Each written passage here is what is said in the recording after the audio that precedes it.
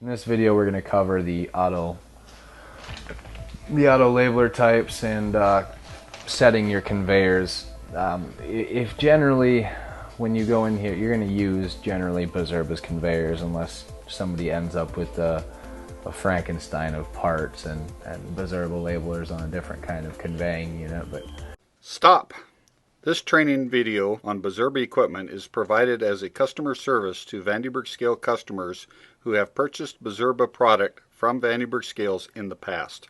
Since 2015, Vande scales has stopped selling Bizerba and designed our own weight price labeling product so that we can properly support our valued customers.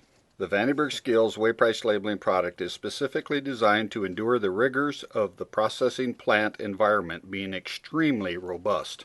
The Vande scales weight price labeling equipment is designed to be lower cost to purchase, easier and simpler to operate, much lower cost to maintain, much lower cost to service, and easily serviced by your own technicians while being washdown capable and extremely durable. We have felt your weight price labeling pain over the years and promise not to overprice parts or services, keep the design simple, and use normal industry available parts. Vande Scales still has a large inventory of Bizerba parts that we will eagerly offer substantial discounts to you on.